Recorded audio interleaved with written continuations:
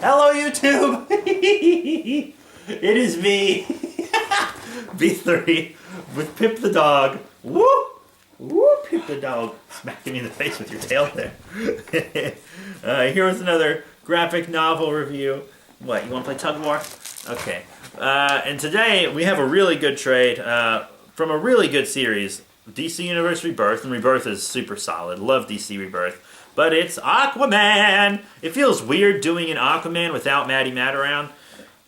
But I am in his house, so I guess it kind of counts. He's not here. I just broke into his house to make this video to feel better about myself. Nah, just kidding. I'm babysitting this doggy here. Ooh, we're playing Tug of War. Ooh. I'm probably gonna do this the whole video. But, no, I won't really. But Aquaman, Volume 3, Crown of Atlantis. Yeah, good volume. It's got 3 stories in it. I'm going to read you the back real quick. The war is over, but can Aquaman ever find peace? A devastating war between the United States and Atlantis has been averted, but thanks to Aquaman and his part in bringing peace, the King of Atlantis has found the respect and recognition that always eluded him, along with a new group of hardcore Aqua fans he never expected. Much like Matty Matt. But with a high profile comes a target on Aquaman's back. There's Warhead, a cyborg with the ability to mentally control humans and use them as weapons. Then there's Dead Water, a monstrous villain Aquaman thought he defeated in Volume 7 of New 52, I think. We did review that, so you can go check that out. We also reviewed Volumes 1 and 2 of this run. And whose mysterious origins he still doesn't fully understand. To beat them, the King of the Seven Seas will be forced to make alliances with the same the same Aquamarines who tried to assassinate him. Alliances that may prove just as deadly as any enemy. With these ceaseless threats from above and below, political unrest is rising among the citizens of Atlantis. Even if Aquaman succeeds in keeping his kingdom safe, will he be able to hold on to his throne? Now we're playing Fetch. Now, writers Dan Abnett, Titans, Earth 2 Society, and artists Scott Eatonton, Batman and Robin Eternal, Felipe Brinoz, Suicide Squad, or New Suicide Squad actually, and Brad Walker, Action Comics, test Aquaman on all sides as DC's Rebirth continues in Aquaman Volume 3, Crown of Atlantis, collects issues 16 through 24. Very good. The art is super solid. He has more of a coral look instead of a scaly look now. He has for the past couple volumes, all of Rebirth he has. But only in his solo title. He's still scaly in Justice League and whatnot. But this is pretty good. So first up we have Warhead, who's trying to get in contact with Aquaman. And Warhead is this cyborg made by China for Bialia, I think. Bialia? Maybe. And that motherfucker has technopathy, so he keeps trying to reach out to Aquaman, and they fight a bit because the robot can't help it, but he kind of gives Aquaman his story. He didn't want to fight anymore. He just wants to be safe and be at peace. He doesn't want to fight anymore. So Aquaman grants him asylum in Atlantis where he can be safe. Hopefully that won't come back to bite him at all. But yeah, he's got lots of Aqua fans. As I said, here at the Aqua Convention, led by Matty Matt, you know. I need better lighting in here.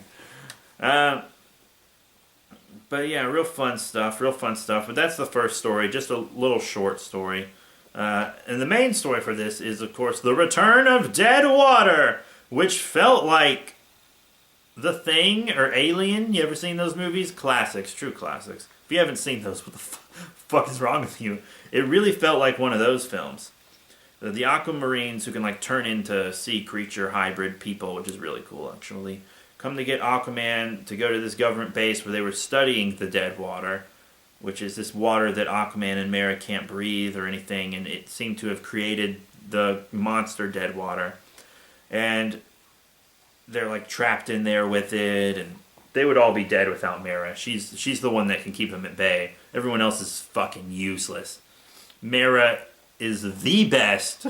She is my girl. I don't care what Matty Matt says. She ain't his girl. She's mine. I saw her first. But, yeah, so it turns out dead waters are actually created when people feel extreme fear because there's this gateway in the dead water to another planet, and that's where the water comes from. And it's also helped preserve like prehistoric species of sea life. So what happens is it makes you feel fear, so you turn back. But if you feel a bunch of fear and don't turn back, if you feel too much fear and you're like unable to turn back, it'll turn you into a dead water. Yeah, which is pretty crazy. They're really cool creatures. I was really hoping we would get more dead water, and we did. Love dead water. They're like invincible killing machines. They're insane. But yeah. Anyways, back to it. They'll turn you into dead water. So it turned a dead water survivor into dead water. It turned scavenger into a dead water, and there was a dead water at the base originally. So there were 3 fucking dead waters. The first one they killed by finishing this machine the people at the base were working on that creates a field that turns the dead water back into a person. And then one of the Aquamarines just straight up murdered that person so they couldn't turn back into dead water. And then we had the other 2 transformations later because Aquaman and Mera couldn't get back in time to stop it. But Aquaman does something that really pisses Mera off. Instead of trying to use his aqua telepathy to talk to the planet, which was sentient, a lot like Mogo, and try to get it to stop, or the oceans at least were sentient, which was pretty cool, I think. Instead of using that to talk to the ocean and tell them to shut down the dead waters, he just threw a mini nuke in there and closed the portal. And Mera was like, what a fucking American thing to do. That's the thing, you're supposed to be better than that, Arthur. And part of me agrees, but part of me also knows that nuke was going to go off anyways, so better it be in that portal where it can't hurt anybody and then stops dead waters from existing and doesn't hurt the other planet than go off in a building full of people and then dead waters still get created down the line. Of course, I am going to miss dead water as a... I don't know about the villain, they're just beasts. So I don't think you should call them villains. Monsters, that makes more sense. But yeah, so they shut down the connection of the dead waters, and then Aquaman has spent so much time on the surface that the Atlantean Council were like, you know what, fuck Arthur, we don't want him as our king anymore. But you know who they chose to be the new king? Coram fucking Wrath from Volume 1. Leader of the Dolge, the terrorist organization. Coram fucking Wrath. Why? What a choice. I guess they felt like he would put Atlantis first. The Dolge is like the fucking... They're just crazy people. They're extremists, which is never a good thing. So Aquaman tried to protect his throne, and instead got stabbed, and they activated this black helm thing. I don't remember what it's called. I only read the name a couple times in this book. So they stab Aquaman, and he falls into it. What's it called? What's it called? I don't know what it's fucking called. Because I can't just find it. So he uses it to like seal Atlantis off from the rest of the oceans, which is insane. And he stabbed Arthur, and Arthur fell into it. And so he's like trapped in Atlantis, but Mera is trapped outside of Atlantis.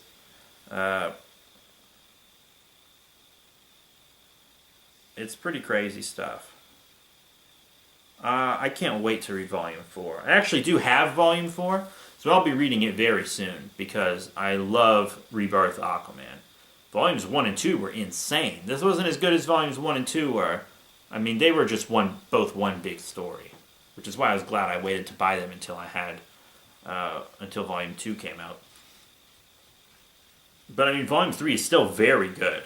It's definitely an improvement over New 52 Aquaman, which wasn't bad. New 52 Aquaman wasn't bad. We actually reviewed every volume of New 52 Aquaman except Volume 2.